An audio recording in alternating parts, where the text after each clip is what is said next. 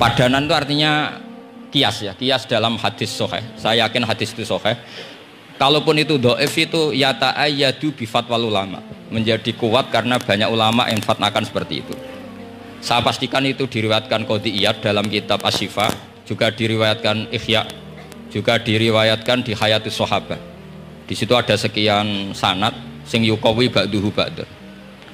Kenapa ini saya utarakan? Karena di kota itu sanggeran wong hadis itu takokno sahih ta ora. Kadang sing takok ya ndak paham itu.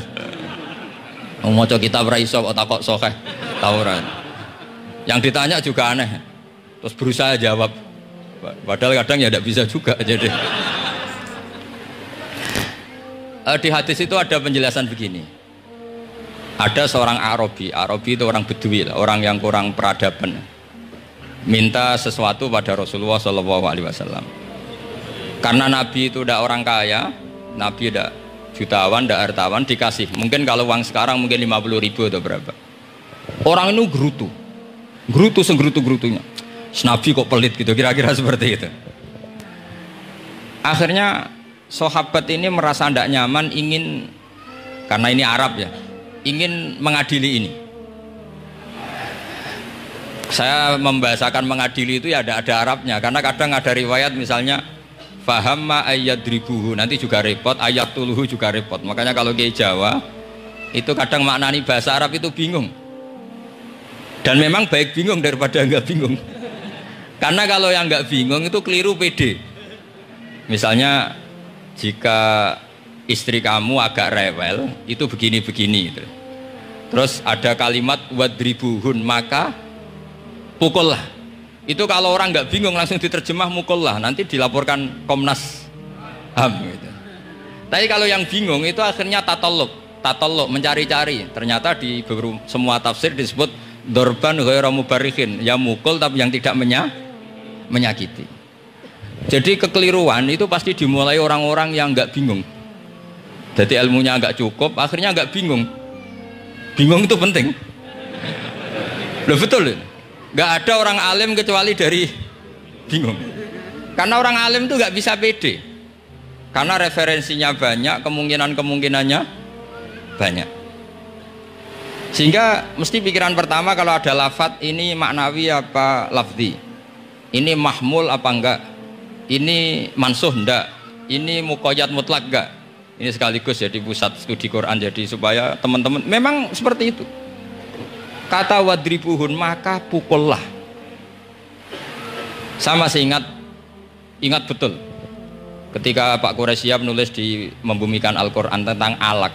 Itu kalau orang ahli embriologi dimaknani alak segumpal darah itu mesti tertawa-tawa, karena nggak ada dalam proses embriologi orang lewat proses segumpal apa? Darah. Tapi kalau alak itu madatul kalimah dari kata aliko ya'liku alakon, sesuatu yang menempel, jadi zigot yang berhasil menempel di dinding rahim itu yang jadi anak, itu ya normal saja, memang itu terjadi. Ya barokahnya bingung tadi. Atau alak dimaknani segumpal darah tapi min haitsul jinsiyah, artinya haitsul jinsiyah itu sejenis ini, jadi bukan di proses embriologinya tapi di jenisnya, supaya orang tidak sombong diistilahkan min alak, tapi maknanya min jinsil alak, bukan alaknya tapi jenis alak. Itu kayak Abu Bakar itu kalau sedang bully manusia yang sombong-sombong itu, kamu kok sombong, kamu itu keluar min makhrajil bauli marroten gitu. Supaya orang tidak sombong itu disilakan manusia itu yakhruju min makhrajil bauli apa? Marroten. Kan kamu keluar dari makhrajil bauli berapa? 2 kali kan? Minar rojul lewat penis, terus nanti lahir juga lewat min makhrajil baul. Jadi untuk mengadili manusia supaya tidak sombong diistilahkan keluar min makhrajil baul marroten. Nah mungkin alak kalau maknanya segumpal darah itu maknanya jenisnya seperti ini. Kenapa kamu sombong? Jangan digugat tentang itu proses embriologi, kalau itu tidak ngalami itu. Jadi akhirnya barokahnya bingung itu alak dari proses embriologi maknanya apa? Aliko ya aliku alakon, sesuatu yang apa? Nempel, yang sukses nempel di dinding rahim. Tapi dari segi jenis mendidik tawadu, mendidik khafdul janah lil mukminin, mendidik adzul wal inkisar, rasa hina, nah, itu dengan makna tadi. Saya teruskan. Si Arabi tadi karena dikasih 50.000 gerutu. Gerutu terus akhirnya Nabi memanggil Arabi tadi karena mau dipukulin sama sahabat. Nggak tahu mau dipukulin atau mau dibunuh, nggak tahu, pokoknya dikerasin tadi. Makanya nggak usah diterjemah. Kalau diterjemah nanti jadi bingung. Terus akhirnya dibawa sama Nabi, diajak masuk, dikasih banyak sama Nabi. Kasih banyak, ditanya sama Rasulullah, kamu sudah puas ya Arabi? Sudah ya Rasulullah. Hebatnya Nabi apa? Kamu harus menjelaskan ke semua sahabat saya kalau kamu sudah puas, karena tadi kamu ngomong yang bikin sahabat saya dongkol. Terus sekarang harus mengkonfirmasi. Ya Rasulullah. Di depan umum juga Nabi ikut. Ini Arabi tadi minta saya tak tambah, terus dia puas. Ahakada ya Arabiyu? Naam ya Rasulullah. Fajazakallahu min khairin wa asyiratin. Dia tegas naam ya Rasulullah. Nah, pelajaran dari hadis ini adalah kalimat ini. Ini harus diingat-ingat.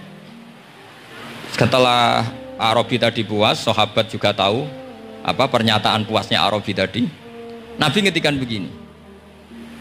Masalu hadza, perumpamaan orang ini dan saya itu seperti orang yang punya unta atau sapi atau kambing yang syarodat, yang liar.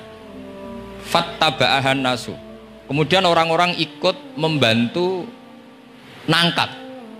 Falam yaziduha illa nufuran. Bantuan manusia-manusia ini malah tambah lari karena ini semua orang ini asing. Bagi unta ini kan asing, yang nggak asing kan hanya pemiliknya. Nah, terus kata si pemilik unta tadi, khallu baini wa baina naqati. Sudah, saya tidak usah dibantu. Fa ana arfaku, biasa lebih sayang kepada unta saya. Orang nggak ikut bantu semua, terus kemudian unta itu dipanggil.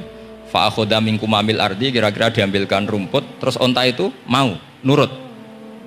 Intinya apa? Kalau orang nggak bakat kiai, nggak bakat dai ilallah, kok ngajak-ngajak Islam itu falam yaziduha ila nufuron, kira-kira gitu. Karena lebih banyak emosinya ketimbang teknik proses tadrijinya, tasreknya. Akhirnya itu jadi pelajaran ke kita. Pelajaran kedua, Rasulullah ngendikan begini. Andaikan kamu membunuh si Arabi tadi, bahasanya yang membunuh. Kalau ini tak terjemah nggak apa-apa, wong andaikan saja. Andaikan kamu membunuh si Arabi tadi dalam keadaan membenci saya, yaitu ngomentari Nabi adalah kikir, maka dakhalan nar. Orang ini akan masuk neraka karena dia mati dalam keadaan sakhitan dan Nabi SAW. Dia mati berstatus benci kanjeng. Tapi uniknya dalam Islam segampang itu. Ketika si Arabi tadi mencintai Nabi itu karena dibayar, karena diservis. Dan itu cukup loh dalam Islam itu. Mencintainya Nabi itu karena dikasih uang lagi. Akhirnya dia senang Nabi meskipun karena dikasih uang. Tapi jangan diteruskan, setelah senang Nabi dibunuh masuk surga, ya tidak usah gitu. Nanti jadi repot tadi. Tapi intinya apa? Islam itu semudah itu. Yang menerima kebenaran karena servis saja diterima sama Allah Subhanahu wa ta'ala. Nah, ini di sini pentingnya kiai-kiai yang wasatiyah, yang ceria, yang gampang. Karena kita tidak ingin tanfir.